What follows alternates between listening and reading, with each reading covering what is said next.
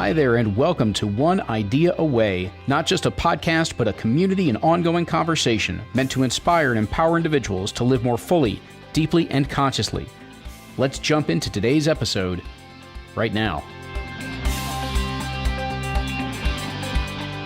Hello there, everyone. I want to welcome you to the June livecast from the One Idea Away community.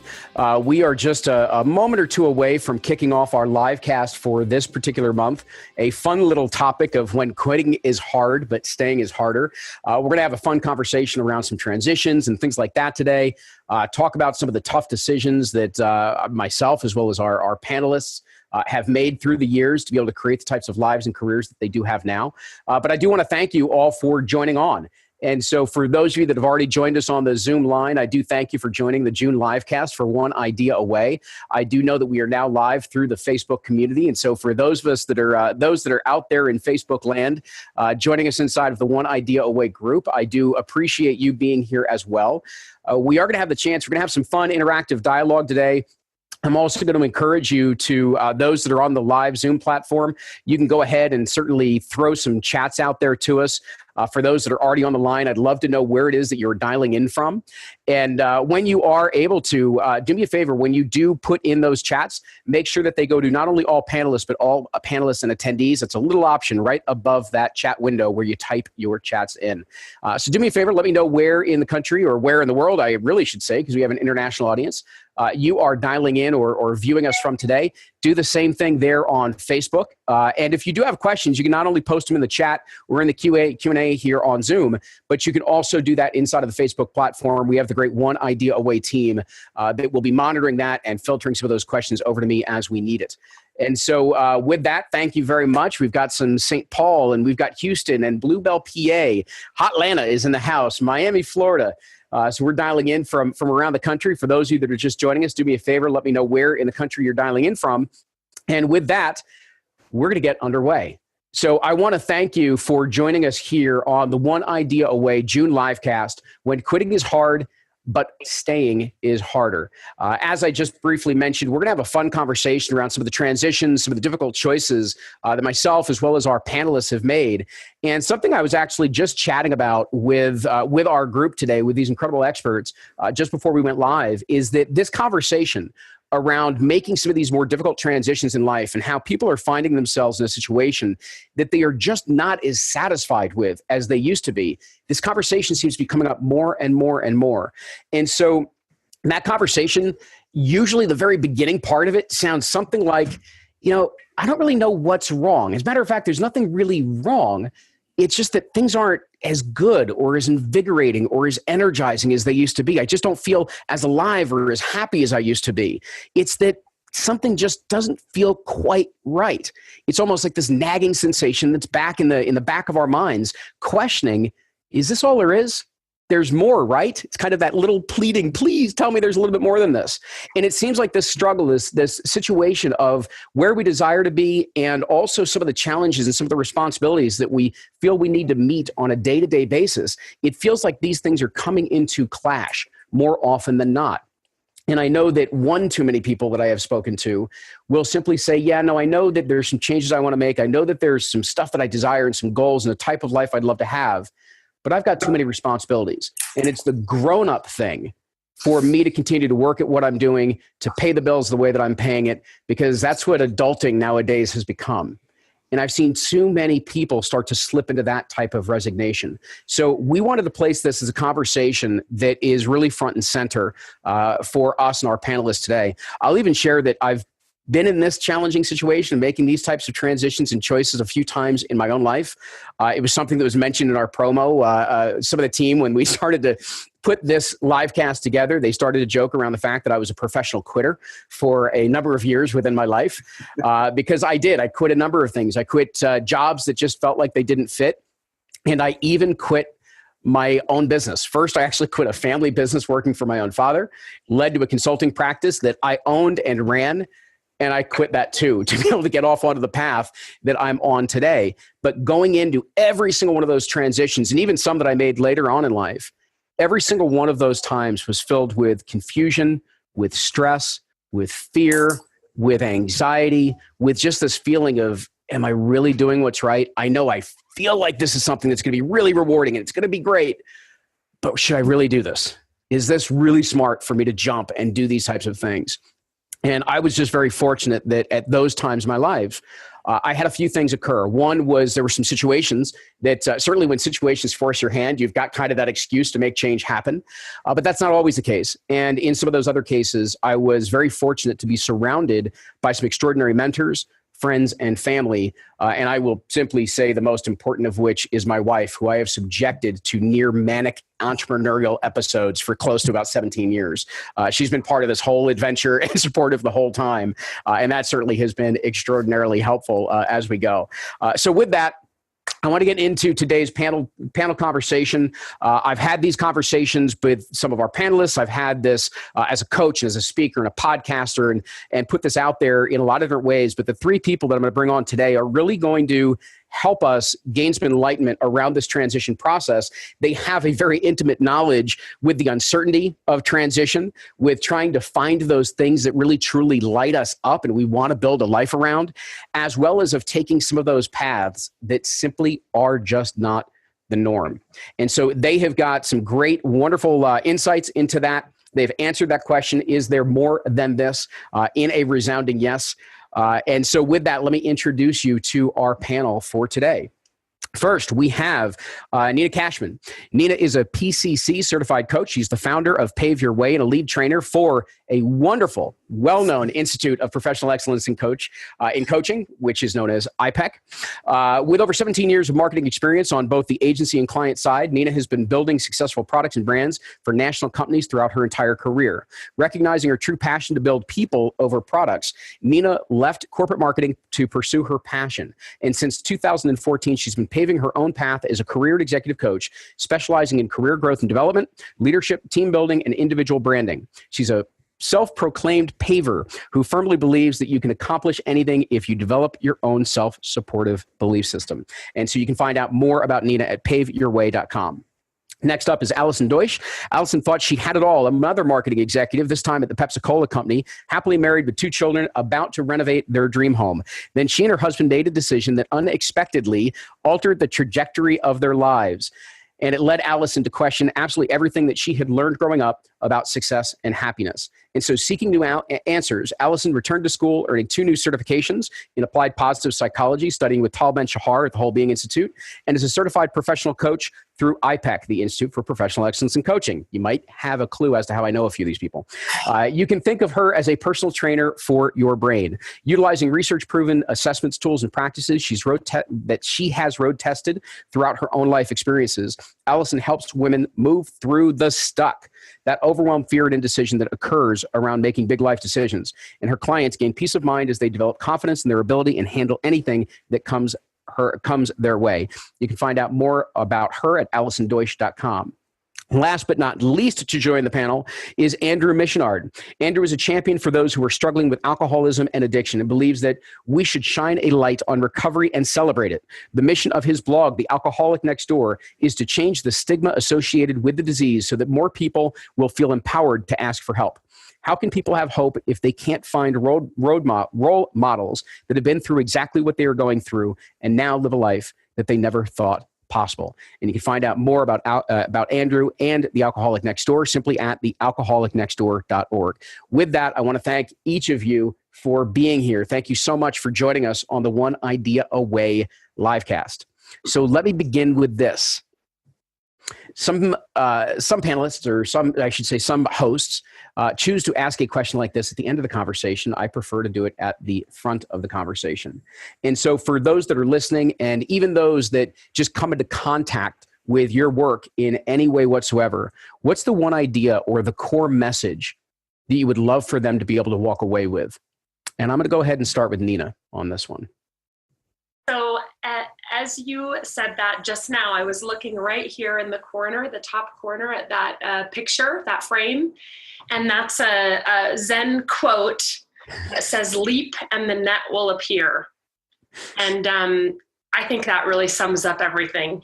And it has for me. It took a lot of courage to make the leap, and the net did appear. And I think if you have that trust that the net could be there, you'll be usually very pleasantly surprised at what's there to cushion any fall. That is if you fall, because most often if you have a lot of passion for whatever it is you want to do, you end up flying. So I'll leave it at that. Thanks for that, Nina. Allison, how about for you? What is that one message, that core idea that you would love for people to walk away with from your work? Don't live your life. This is the one thing. Stop tolerating, rationalizing, and coping, right? Hear the messages that your life is telling you and take the time to listen, because there's a lot, and follow your instincts and your gut. I'm going to come back to that thought also of rationalization, because I want to touch on that one for a moment. Before I do, Andrew, how about yourself? What is that one core message for you and those that come into contact with your work? I think the important thing is to chase your passion, or in another way to say, align your passions with what you're doing. And I think a lot of us get stuck, and I know I did, in a rut of just adulting, like you said before. And then also, once you find that passion, Luke, you said it to me all the time, is don't leave the idea in the garage. Like, it was never going to be perfect. And, like, you can shape it as much as you want. And to Nina's point, like, just jump and the things will work itself out. And, I think if you chase your passion, everything else just kind of aligns with you and works itself out.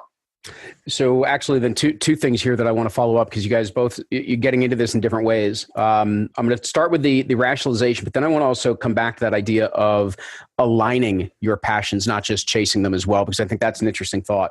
Allison, can you say a little bit more about rationalizations? Because I think this is, when we get into this type of situation, when we get into a point where we're not really fully, truly content or happy with our lives, and we want to make a change, and yet we don't. What is the role of rationalization? What does that sound like? Where does that come in terms of keeping us where we are? So I had no idea until I actually entered the iPEC coaching program and took some of the assessments, how of a world-class rationalizer, tolerator, and copier that I was. I kept hearing things like, this is the right thing to do for my family, or this is the best thing right now, or I can handle it, it's okay, or I'm sure my husband didn't mean to do that, it's going to get better. And so I kept hearing myself saying it over and over again, and I didn't realize that in essence, by doing that, yes, it helped me to cope with some of the challenges that I was going through in my life, but in essence, it was also keeping me stuck. Right? Because it was a story that I kept replaying in my mind over and over again. It narrowed the vision of what I could see, and it didn't allow me to open up to other options and choices, because I kept repeating the same story over and over again, and I kind of got myself into a rut. So actually, let me turn then to Nina for a moment, because I'd love for you to share. Let's go to the before picture, right? So before you're doing what you're doing now, let's go to some of that narrative, meaning some of that rationalization that you might have had going on in your life, and what that situation looked like, and how you were keeping yourself stuck for a period of time. Yeah, so I would agree with Allison, lots of rationalization, but that probably came after I was aware that I wasn't fully, now to Andrew's point, aligning with my purpose anymore. I love to work.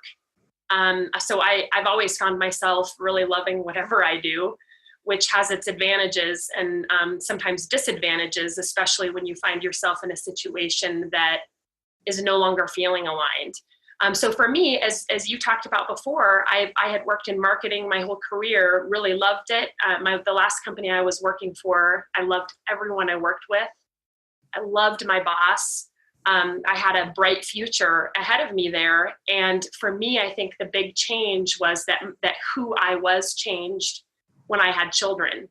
When I had a family, suddenly my priorities shifted, and I didn't really know how to handle that, because my identity has always been attached to what I do. And that was ingrained in me from a really young age. Always, kind of trying to impress even my parents, and who are great people. This is all my stuff. But suddenly then when I had my own children, And I was working this job that required a lot more of my time. And it really was constantly struggling with the time than I was able to give my kids. Then the rub started to happen. And then, like Allison, I found myself rationalizing it for quite some time. Yeah, well, I'm providing for them. Yeah, but I only see them 40 minutes a day. Yeah, but look at all these great things I can do for them. I can take them to good schools, good camps. Yeah, but I rarely have breakfast or dinner with them. And, this constant like push-pull, which was a nice part of the process, because that rationalization would have never come had I not finally become aware that, wait a minute, this is not working the way it used to.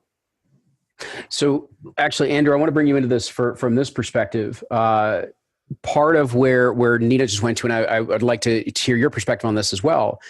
The rationalizations that we make when we feel we are the provider, whether that be the main provider, or we know that we're one of the partners that has a major contribution on our household's income.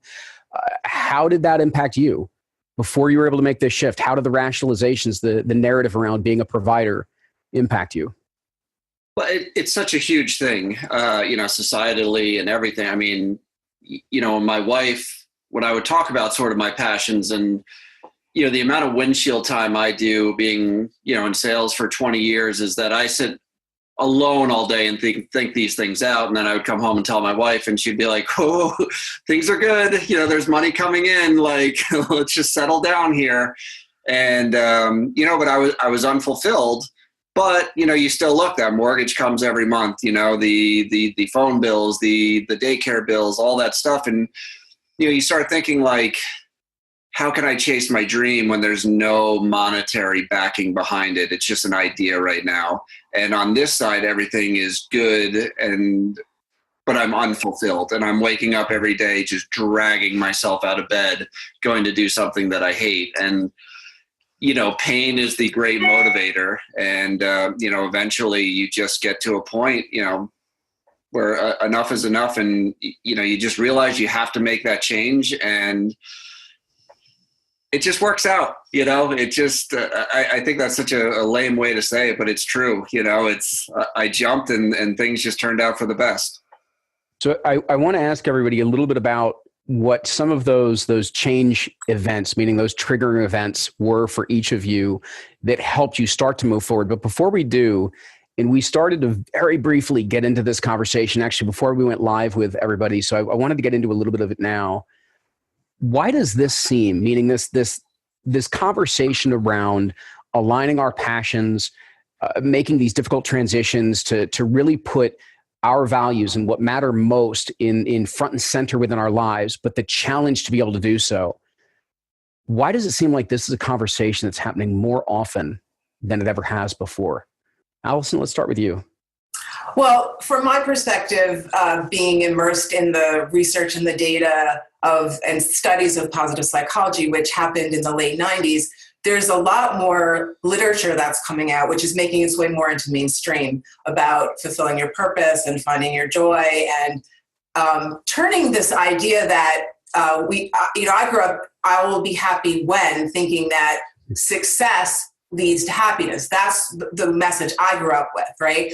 And I think what's happening is these next generations, that they're seeing and reading literature and science that is proving it's actually the reverse, that the happier you are, the more successful that you can be. So I think it's some of this literature that's coming out, some of the conversations, some of the vocabulary that are giving people voice to this dissatisfaction that they're feeling. That's interesting. Nina, how about for you? Because part of it certainly is, it seems like the language, a little bit more conversation about this. There's a little bit more in the literature that's out there about this. How about for you? What have you seen? So I'll just go off the gut here, because this is the first time I'm hearing a great question. I actually want to think about it more, but off the top of my head, kind of what comes to me intuitively is, I think in the last several years, the workforce has also shifted. And with technology, it's kept us at work a lot longer.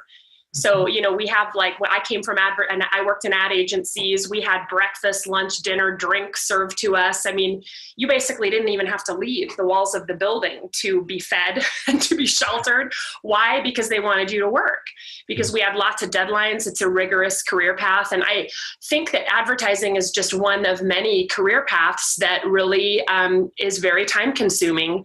Law, accounting, finance. I mean, pretty much everywhere you turn these days, because of technology, messages are coming to you a lot faster, quicker, which is a beautiful thing on one hand, because it can make things more efficient. And with that efficiency comes more eating of your time and more domination of your time and more expectation of your time. And so when you're spending, 80 to 90% of your life focusing on a career which possibly might not be giving you time to feed other purposes like reading or spending time with your family or visiting with friends, you start to have an existential crisis. And I think that's a very human thing, because you're not getting fed in other ways, in other facets of your life. You're giving everything to one part of the wheel of life, and therefore the other parts are getting deflated. And so your whole person is not being fed, and therefore you collapse. So that's kind of what comes to the top of my mind, is just how, the workforce has changed so much with technology. That's interesting. It's a great point to be able to center it in on technology. And I certainly can see and appreciate the speed at which all of this information is coming to us, because we're always plugged in. We're getting, whether it be emails or social or news or channels or, the fun little devices we all walk around with. It's all coming at us so quick, which also makes it really difficult for us to keep our heads in the sand as well, right? So this information is kind of constantly there. The one flip side, or I guess one part I'll add into this, and just Andrew, if you have something to add, let me know, is that to me, this is, and it goes back maybe starting about 10 years ago, it's probably the one really interesting benefit that came out of the Great Recession, was that this whole idea of what success could look like centered around finance and money and a certain status and all of these types of things that were part of that dream that we were sold of what success would look like, certainly here from an American dream standpoint, it came crumbling down. And it just broke into pieces in so many different ways. And it got people to start taking a look at their values in a very, very different capacity. And that's continued because the economy, regardless of what statistics will show you and what Wall Street is doing and everything else, the economy has remained very rocky in terms of how most people would associate with it and the risk that's associated with it. And so I think the idea that we're going back and devoting ourselves to certain work that is not really truly feeding us and being completely dominant in one particular area of our life does pull us very much out of balance with the whole person that we happen to be. And it just seems like this is a conversation that continues year after year after year. It seems like it's accelerating, that the pace at which people want to dive into this talk seems to just be picking up. Andrew, anything to add to that just before I throw the next thing to you? I do, interestingly, it has nothing to do with me, but it touches on everything we're talking about. Is I caught up with an old friend over the weekend, and I've never seen him so happy. And I was like, what's going on? And he's like, I'm 37 years old and I finally figured out what I want to do in life. And it was simply, he's like, I want to move to upstate New York. I want to do contract work where I'm not tied into a corporate job. And he's like, I just want to live a happy life. And it was like to watch somebody I knew for so long trying to keep up with the Joneses, to work in Manhattan, to do his thing. And he was just always stressed and trying to be something he wasn't. And just to see that comfort, in his face, like, I figured it out. This is, I'm perfectly happy with the simple life. And, to see it was amazing to watch. That's fantastic. It's funny. It reminds me of, some of you may be familiar with it. It's probably my favorite John Lennon quote. And whether this is true or not, I don't really care. Is that a teacher one day asked him when he was in school what he wanted to be when he grew up. And he simply answered, happy. She said, John, I don't believe you understood the question. And he replied, I don't believe you understand life. And I think it's an interesting place that we find ourselves, because more and more we are starting to see people say, wait a minute, I'm not going to chase that dream. I want to look at a different path. And it's a path specifically, it could be a path of happiness, freedom, fulfillment, peace, joy, whatever your particular word is for it, that gives you the experience and the fulfillment in life that you're looking for. people are now gravitating towards it. And actually, interestingly, I think, Nina, to your point about technology, on the one hand, it's coming up more because this information is coming at us all these different places. And on the other side, technology is enabling us to work in different ways and to relate in different ways, where all of a sudden things that may not have been possible previously, like moving to upstate New York while still maintaining jobs and contracts that are all around the country or all around the world, that can be done. And it's very, very viable in that regard. I do want to ask you guys about how you did ultimately align your passions. But to do that, I want to go through the process of what were some of those triggering events, meaning what was it that really occurred that had you face this decision of, I'm either going to stay this course, or I'm going to keep trying to do something close to it and hold on to it, or I'm going to say, no, I'm going to try something different. So Allison, let's start with you. What was that triggering event or events for yourself? Well, my story's, I'll keep it brief, but my story's a little bit more complicated, or maybe a little bit off the beaten path, right? Because I kind of had, like, I would say it was a two-part trigger, right? The first part of the trigger was, as I said, I was climbing the corporate ladder, perfectly happy, doing everything that I thought I was supposed to be doing at Pepsi. And then we decided to my husband got an opportunity to get an expat posting in Brazil. Now, the idea was always a 2-year posting. We were going to come back to that same life. Well, 2 years turns, now 16 years since I left, right? And we relocated 4 times over a period of 10 years with small children, right? Which took us all over the world and all over the country. So that's where the tolerating, rationalizing, and coping came in, right? So I became, instead of the chief marketing officer at a company, I was the chief moving officer of my family, right? So as you would imagine, stress, moving is one of the most stressful things you can do in your life, right? So every time I got the kids settled, I would try to relaunch a career, and only to pick up and move again. So this was serial, right? Over and over again. So about 7 years ago, to use Brene Brown's quote, when you find your face plant in the arena, right? You're on the arena. My face plant in the arena moment was when my kids went off to school, my husband went off to his job, and I was in the kitchen. I'm like, oh God, I have to do this all over again. I was exhausted, right? And I'm like, I didn't know who I was anymore. I didn't know what I wanted anymore. I was putting everyone's needs in front of my own. And that was the moment when I said, you know what? I have to do something differently, not the same way, not using the business of the move, not using the business of my children, not tolerating, rational, and coping, not numbing, anything like that. And so what I chose to do is I decided to ask for different help. In the past, when you relocate, you get coaching, you can get career advice, right? But I was like, I don't need someone to tell me about my resume. I don't need someone to tell me how to do networking. What I really need to do is get in touch with what is going to light me up, right? What is in my heart? So I decided to go in a different path and hire a life coach, right? And reconnect to what are my values? What are my strengths? What's really going to light me up? Because all of my other attempted relaunches were unsuccessful because I was so busy doing what everyone else told me I should be doing. You should be a marketing consultant. You should go back into corporate. And they just never felt right because I wasn't the same person I was when I left Pepsi. So when it got too hard, I just kept quitting. So I know it's kind of, I don't know if I answered your question. I'm kind of rambling a little at the end, but I think that just shows you what it was and what I try to do to get myself out. Yeah, and the piece that I don't want to lose for everybody in that, because it's something so critically important, is that so often we end up either following the advice of others and what they lay out for us, or we start searching along traditional paths, which usually have us looking outside of ourselves. Well, if we get this job, or we land ourselves in that position, or we do this, or we do that, then all of a sudden things will start to fall back into place.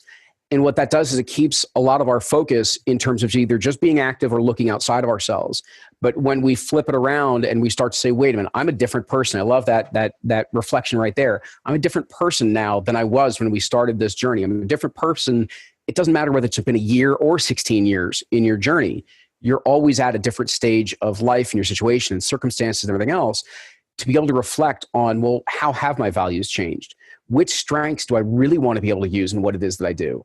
To start looking at that direction and look internally yourself, is going to start to open up a very, very different line of dialogue and have you probably consider possibilities that previously you would have crossed off because it just simply didn't fit with the resume you already had built.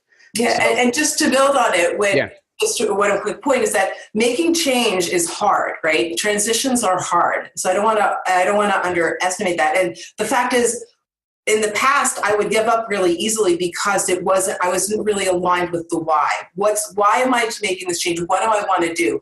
But when you know what really is important to you and strikes a chord with your value and your purpose, then you're willing to do whatever it takes to get forward with that.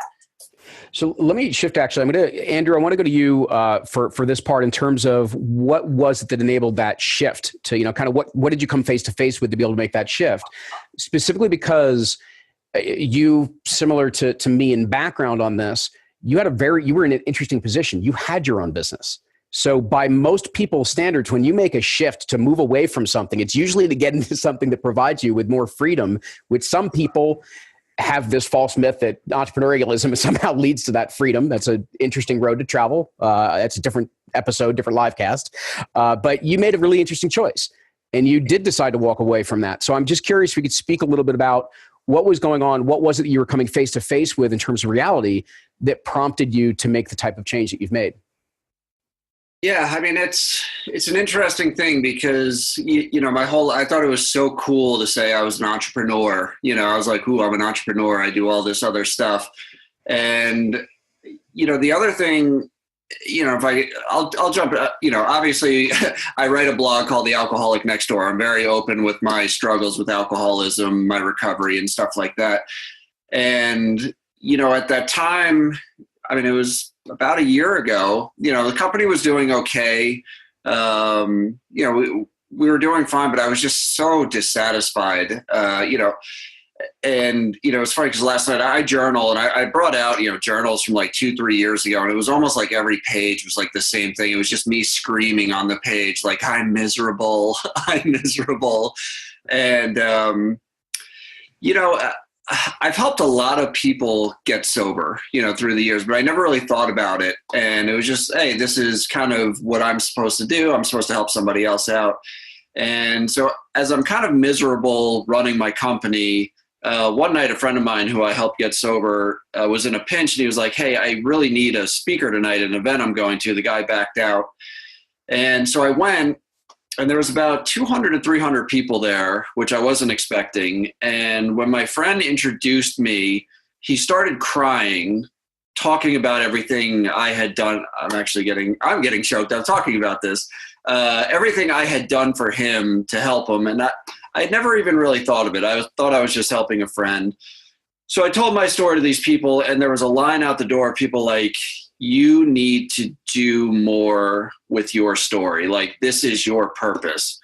And I remember driving home that night, like just, on fire. And, but then you wake up the next day, you got all this stuff to do. And, I'm back to the windshield driving around, listening to my positivity, CDs. And I just remember saying, there's got to be more to life than this. There's got to be, like, what is my purpose? And it just all of a sudden, I was on Route 3 East in Secaucus, and it was like, oh my God, your purpose has been sitting right in front of you the whole time. And, it was like a bolt of lightning, and it took some time. It took some meeting with friends. It took some, gentle nudges from people like Luke, but it was like, I need to do something with this. And then the dots aligned. Once I made the commitment that this is what I wanted to do, people reached out to me. A job opportunity came from working with a rehab, trying to help people to get sober, which that ended up being a nightmare, but that put me into touch with somebody else. And I'm now with a company that I am so passionate about with what we do. And like we said in the beginning, Nina, like, jump and everything else will kind of figure itself out. And that decision was kind of scary, but it led me to a great place. So that shift from being an entrepreneur where it was like I could just kind of do my own thing to now like working with the company, but as a salesperson I still have flexibility, but I've gone the complete opposite way and have found more fulfillment.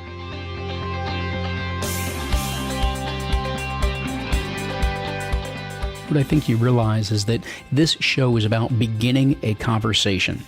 That's why from week to week, we're sharing the stories and insights, the wisdom and the practices that come out of these interviews and these extraordinary guests, because it's about how do we move that forward. So how do we continue that conversation, specifically to see how this can make a meaningful difference in our lives and in our relationships and within our careers. This is about taking it forward, not allowing these episodes to just be a moment in time, but to allow them to really, truly begin to affect your life. And so I want to invite you to join One Idea Away. And don't worry, the membership is free. Just go to oneideaaway.com/join. You see, when you do that, you're going to get access to a couple of things. First is that every single week you will get that correspondence email from us to let you know what's going on. But in it, I share different personal stories and insights, things that are going on for me on a day-to-day and week-to-week basis. And so you're going to start to glean some things. There may be some behind the scenes stuff that's going on with the show. You're going to hear a little bit more of some of the work that I've even done with my clients that I'm now exposing through these emails and these newsletters.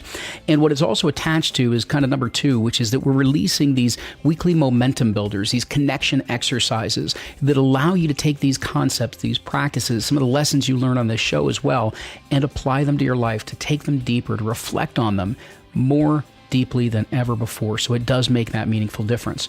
What you're also going to do is get an invite to our private Facebook group where the whole community of One Idea Away, so the listeners of the show as well as the contributors we have on our website, all of the members that we've got as part of this community, continue this conversation on that day-to-day and week-to-week basis, including offering support to one another. You'll get invited to that group. You can also find that group by just searching up One Idea Away Community on Facebook and look specifically for the private group.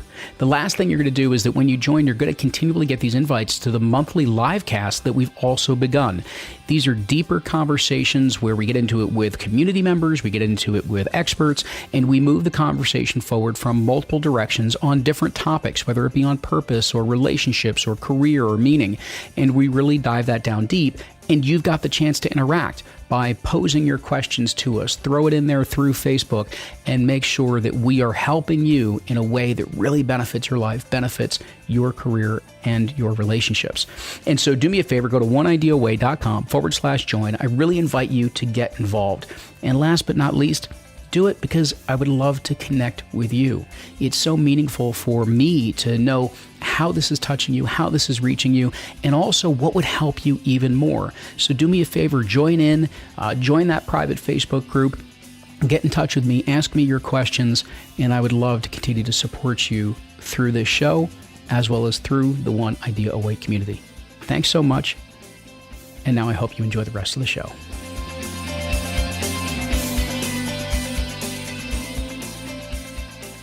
And it's, Nina, I do want to turn to you now, but the piece that I think is also interesting in that journey is, as Allison, you said, transitions aren't easy. When we make these transitions, when we make these leaps, as Nina, you described, doesn't mean that the trajectory is now going to be a straight line towards where we want to go. It's going to zig, it's going to zag, it's going to go up, it's going to go down. But some really interesting things are now in motion. And so there is a bit of that trusting of the process. There is some faith that goes along with this leap that we end up making. And yet at the same time, because things are in motion, that chaos is a good thing. Chaos means that things are changing. Chaos means that things are shifting around, and it's also the way in which systems, our lives, ultimately come into higher order. They can't get reordered again unless you shake things up. So Nina, for you, what was that? What were, that moment or those experiences that led to you saying, I got to do this different. I got to make a change. So for me as well, there were 2 moments where the world kind of froze. And the first one I remember vividly when I was going back to work after my first child. It was the Sunday before starting again after a 3-month maternity leave. That I just found myself having lunch with my husband and I could not keep the bowls dry. Like my bowls were just the tears I couldn't hold them back. And granted, there were hormones and all of that. I just think it's tough for a lot of moms when your baby is 3 months, that's pretty early to go back. And I did go back and everything was great, quite honestly. You get back and things worked out. Things were fine. things were okay. But I do remember that moment in that restaurant. I had never in my life felt more powerless.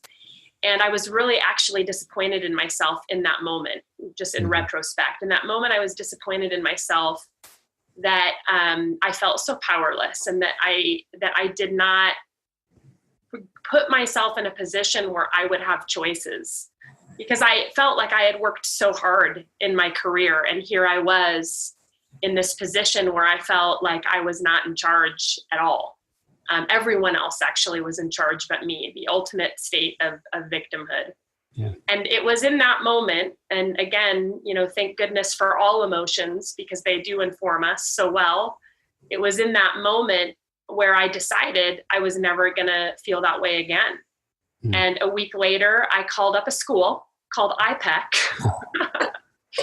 And I don't even know I didn't even know what I was going to do with it. I just figured, if anything else, this will help build me more as a leader in the role I'm in. And in the back of my head, there was this nagging voice of, yeah, but this is going to be something. This is going to be actually what you're going to do.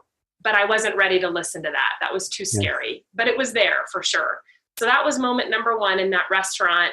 And then moment number two, after months and months of rationalizing, as I also was in the program with iPEC. So, 9, 12 months, my poor peer coaches had to hear me belabor the story over and over and over again. Something really interesting happened, and I view it as really almost a message from a guardian angel. I had run into an old high school friend who I hadn't seen forever, after my second son was born at this point. So I went through the program pregnant, and he had just been born. I ran into him, talked to him, and we shared one of these moments that you really only share with someone who you haven't seen for 20 years. I mean, you have to kind of catch up on everything if you haven't seen each other for that long. And we did. I caught up on his life. He caught up on my life.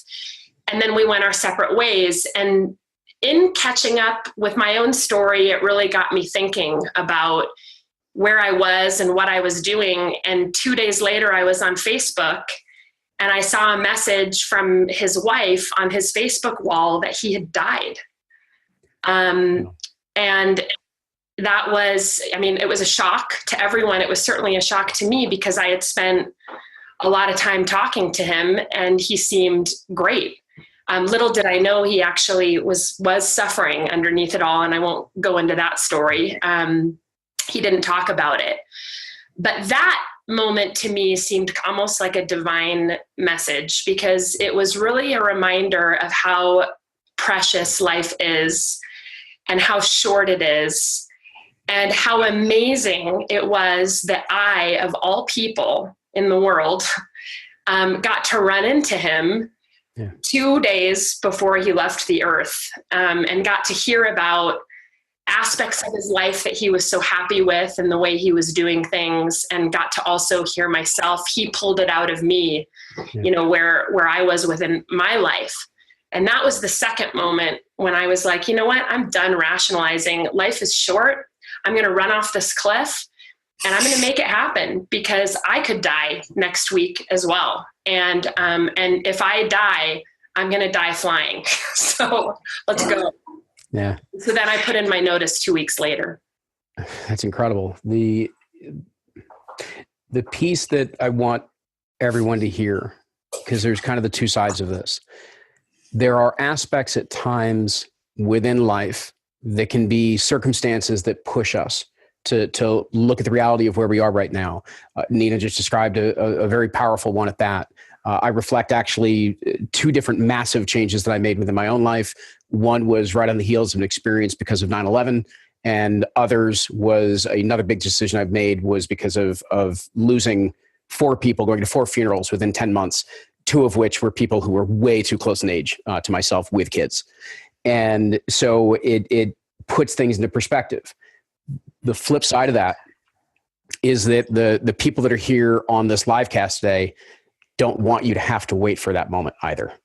so that we want to find ways of being able to ask these questions, to look at life in such a way so that we can feel some of the urgency to make these changes, so that we can have many, many, many years of living the life that we wish to experience, of doing the things that we really feel truly aligned with. And so while there may be events at times that push us in a certain direction, we can also be that inciting incident to ourselves. And there's multiple ways. Some of it is the pressure and some of the pain that can be associated with those types of moments, or even putting some of that type of urgency on ourselves.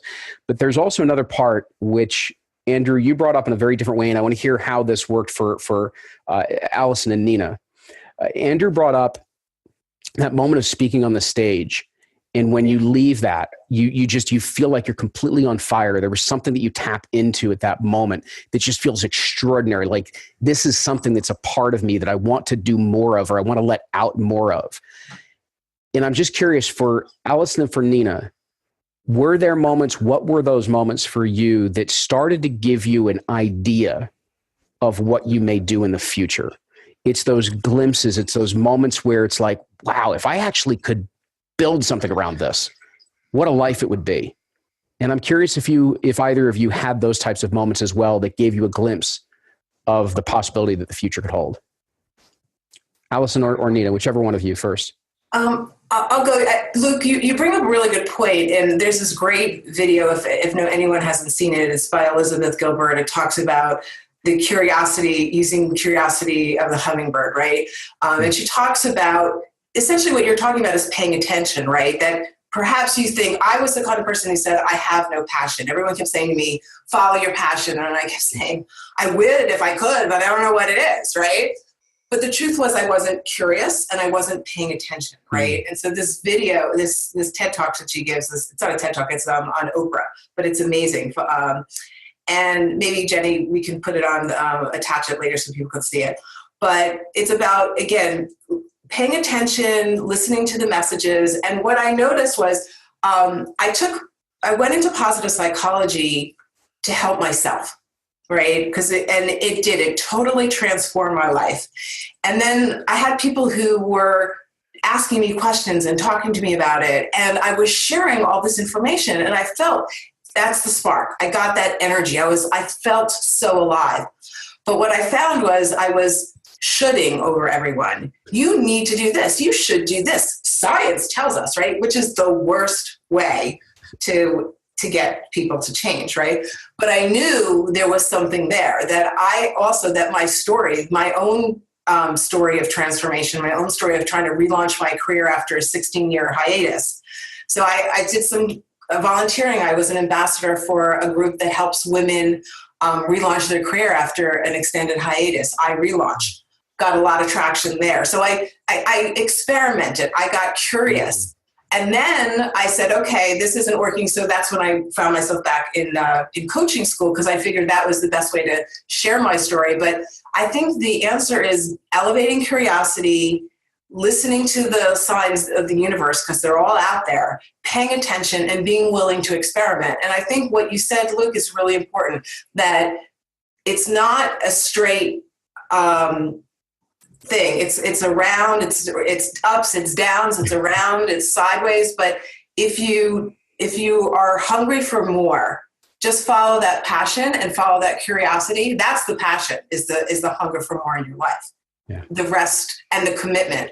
The two other panelists are talking about once you're committed. This idea of leap and the net will follow. When you're committed to something, right, then you'll find a way to make it happen. And so I think it's the combination of paying attention, getting curious, and making a commitment. Excellent. Nina, how about for you? So I have always loved philosophy. And when I think of my most content time in life, it was my senior year in college when I was a philosophy major. It's the first time in my life I ever got straight A's. I could not wait to get home. I couldn't wait to write papers. I couldn't wait to, I thought Plato was like my bud. He was like my pal. It's really the first time in life where I actually felt smart, actually. I felt like I got things in a way that I was realizing not everyone around me did. So that was one, and it started in college, really. And then, of course, kind of like Andrew described later, you kind of put that away. You notice the spark when you're in the spark, and then you put it away and you get on with life. And then there've been moments throughout life in advertising where I've had the opportunity to present and pitch. And I remember one time in particular, this is funny that this is coming up. There was this pitch I had to do in Houston, and my 2 senior bosses could not fly down there. They were like, you have to go down there. We have other things to do. You have to handle it by yourself. And I was like 25. So to me, this was an intimidating situation with a big client. And the client had told me, by the way, we're meeting with all of our agencies, of which you're one of 10, and your program is on the chopping block, and you will present last. So that was kind of the tee up. So all day long, as a 25-year-old, I'm sitting there like biting my nails, kind of freaking out. And then I got up there and I gave my pitch, and I finally just put everything away and just gave them the honest truth, the facts as I saw them, kind of put my deck away, all of that. And I walked off, and the 2 senior directors from the main ad agency came up and shook my hand, and they were like, that was awesome. And the client decided to rescue our project. And I remember driving to the airport, back to Andrew's point, feeling on fire, like just totally alive. Like, man, when I really believe in something, I like to communicate it. I like to talk to people as to why something is purposeful. And that was something I'll never forget. I think that there's this analogy that just came up for me, about purpose, which I think kind of back to Andrew and your point, Luke, it's almost like this flame. It is like this fire. And when it ignites, it's like a bonfire. It really, really blazes. And then on the other side, what often happens to us with these triggers and pain points, I feel like those operate kind of like waves. And they'll just keep coming, and they'll keep coming at a more powerful impact until you start to notice it, to Allison's point. Until you start to really recognize, like, oh, wait a minute, that last wave that knocked me over the head, maybe I should listen to that. Oh, whoa, wait a minute, that last wave that made me tumble and I couldn't breathe for a while, maybe I should listen to that. Oh, wait a minute, that tsunami that almost killed me, maybe I should listen to that. And all those waves are trying to do is get you back to the beach where you can burn that fire and let it blaze. But too many of us are not listening to the messages of those waves, and then we wonder why they get harder and harder and harder and harder. And there is a time where you can just kind of pause and maybe notice it before it gets too hard. Well, and so a handful of things along those lines, because one, you just mentioned a word that shouldn't be as difficult as it is for everybody. I mean, this right here is one of the big secrets of this entire call. One word: pause. Stop. Be still. Allow for silence.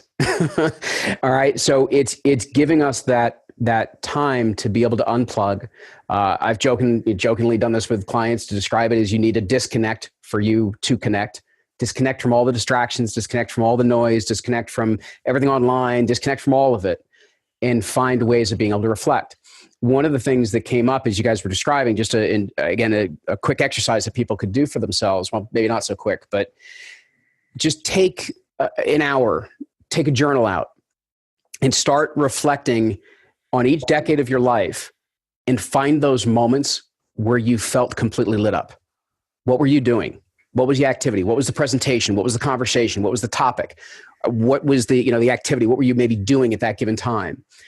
And just start to chart those different experiences throughout the course of your life. And you may start to realize there's patterns there, that life was trying to show you something, that there's something so much deeper there. And at the same time, you do want to take some time to pay attention to what life is doing and what life is bringing up at any given time, because you really don't want those waves to capsize your boat. And they will. They absolutely will if you don't pay attention.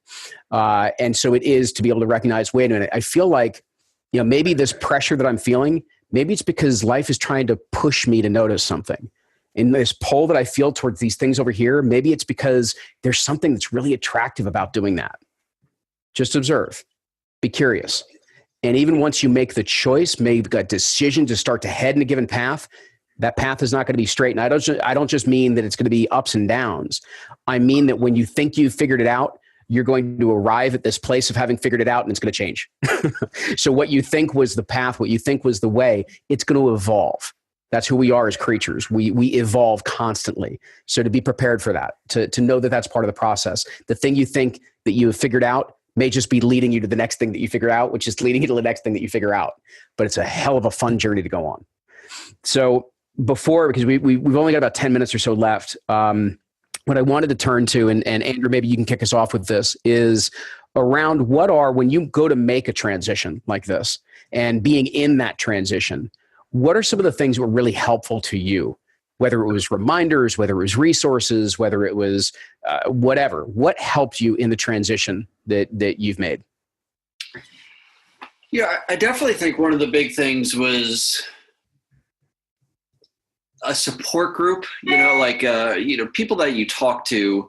And I'm not saying like surround yourself with just yes people, because you want to hear the other side too.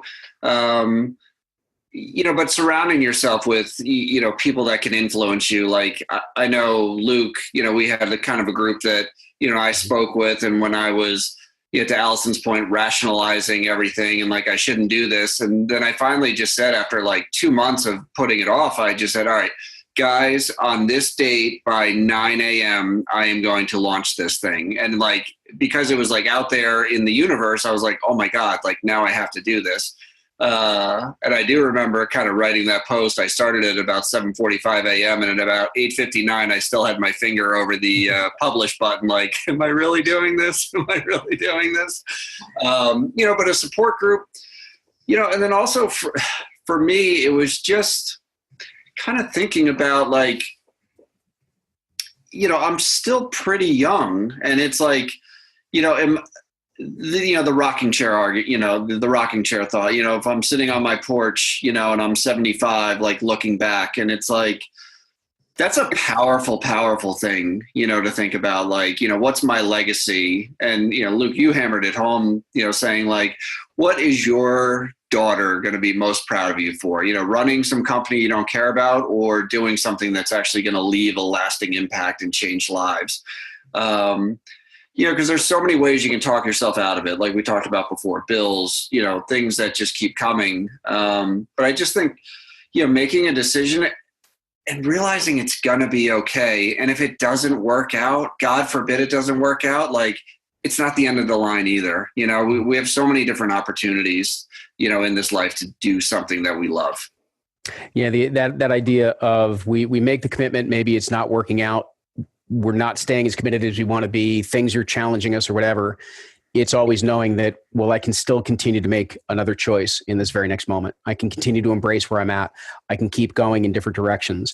And that idea that this idea of failure is not what we have made it out to be inside of our heads. Right. And it is this constant evolution.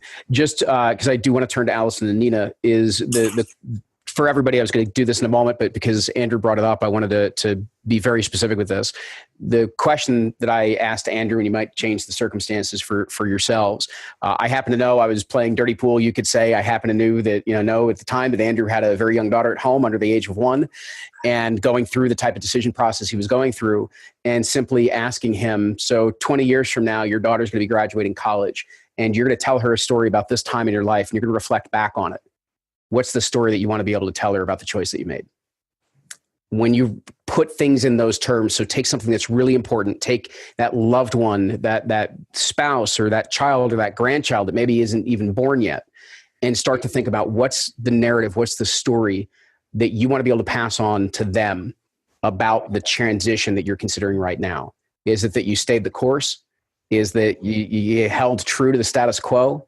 Or is it that, I took some chances. Not all of them worked out, didn't win at every single one of them, but here's what I tried and here's what I did. You just get to decide that. Allison and Nina, I'm curious both for you, starting Allison with you, what are some of what were some of the things that helped during your processes of transition that you were in that you would very much strongly advise to others that are out there? A couple things. First, just to build on what you said. Sure. So is really connecting with a bigger reason, a why, right? And so it's really interesting because I wanted my daughter to see me in a different light. I didn't want her to see me, I didn't want her to see me as someone who gave up on herself. I wanted to be a good role model for my daughter, and that even though when things got hard, that I could bounce back. And the funny thing is, my son just always knew me as a stay-at-home mom, and he didn't see that I was like doing stuff with Ken Griffey Jr. and Britney Spears with Pepsi and stuff like that. When I would tell him things like that, he'd be like, "Oh my God, really?" So he just saw me. So there was something about wanting to build my life back up again and show to my kids that even when life gets you down, that you can build yourself back up again. And the other thing is, there are many different pathways. As you know, we're studying happiness now, right, with Tolerate, and there's very many different pathways. There's a spiritual pathway, which is connecting to your why. Or relational, doing something for your family. But for me, I know my strength is intellectual. I love learning. So what helped me the most was going back to school, reading a ton of books. And what that did was it helped me to understand that this was perfectly normal, what I was going through. There was nothing inherently wrong with me. And then to kind of build on what Andrew was saying is finding people, but I just want to put a caveat to what Andrew said. Find the right people. Because I kept talking to people like me, and they kept saying, "Yeah, it's really tough to break back in," or you should just go back and do this. And that wasn't helping me; it was keeping me stuck.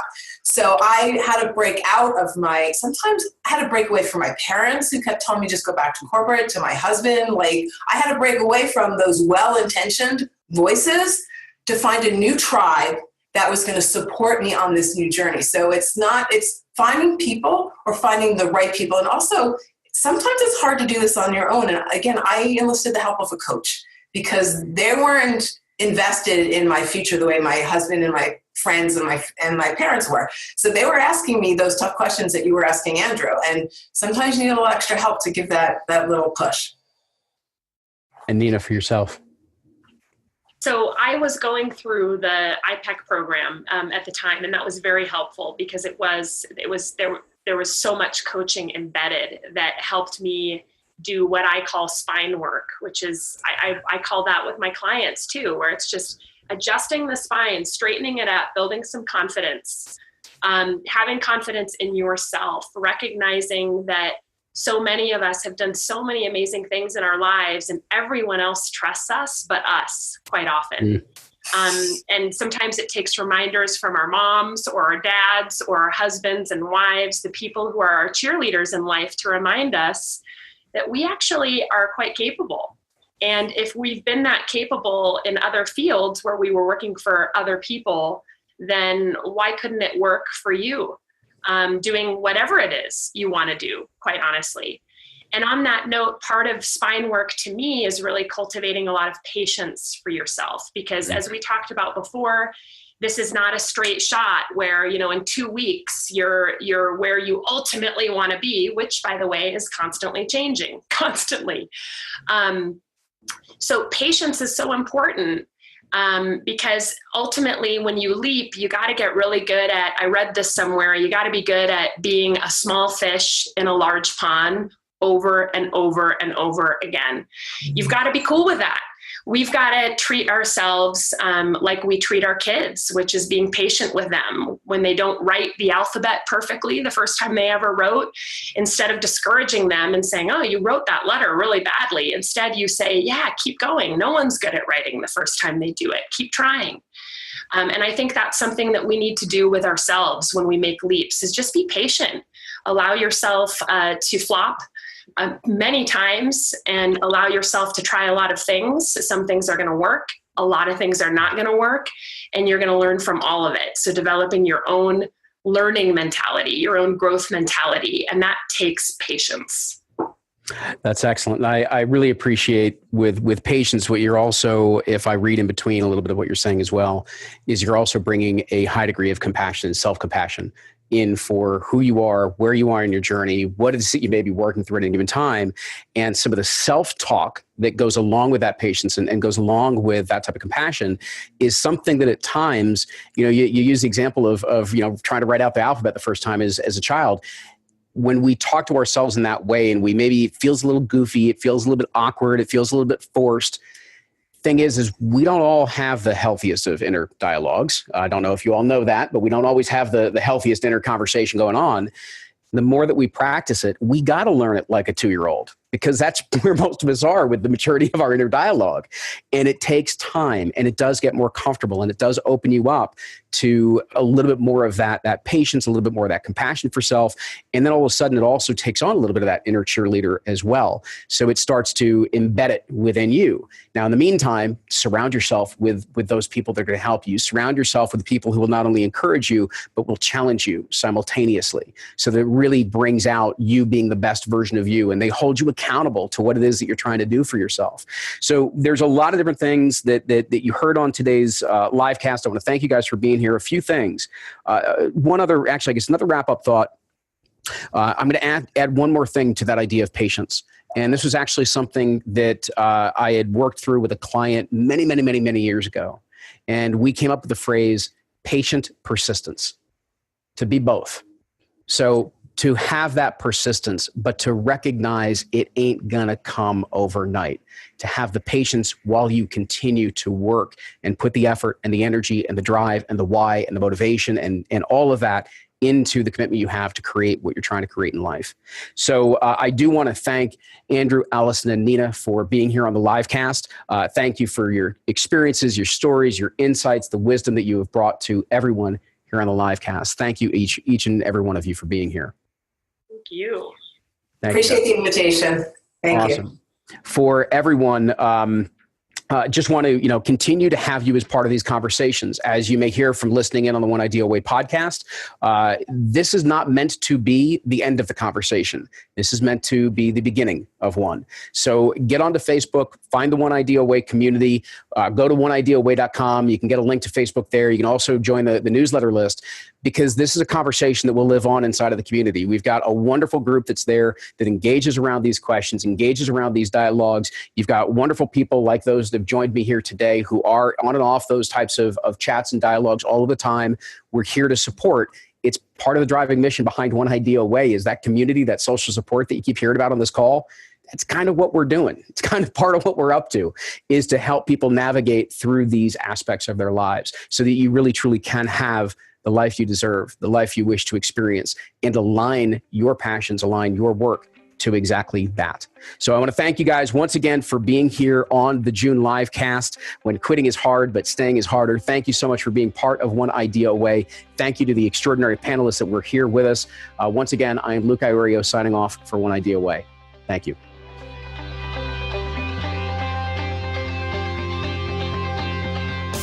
Thanks for listening to today's episode. If you really enjoyed it, do me a favor, let us know. You can keep the conversation going and send us a message on our Facebook page, which is simply One Idea Away. Go ahead and tag me in the post, or even just direct messages. Also, I would be incredibly grateful if you could share this episode along with someone that you believe could benefit from hearing the ideas and the messages that we got into. That's pretty much why we do this.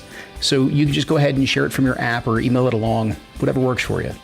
The point is to share, to talk, to discuss, and keep the dialogue going, because it's in those conversations that ideas can take hold and create profound shifts in perspective. That's what allows us to live life more fully, deeply, and consciously. As always, we would love to see you post a review for the podcast in iTunes or whichever app you're using. And until next time, remember, you're never more than one idea away from a whole new reality. This is Luke Iorio and One Idea Away, signing off.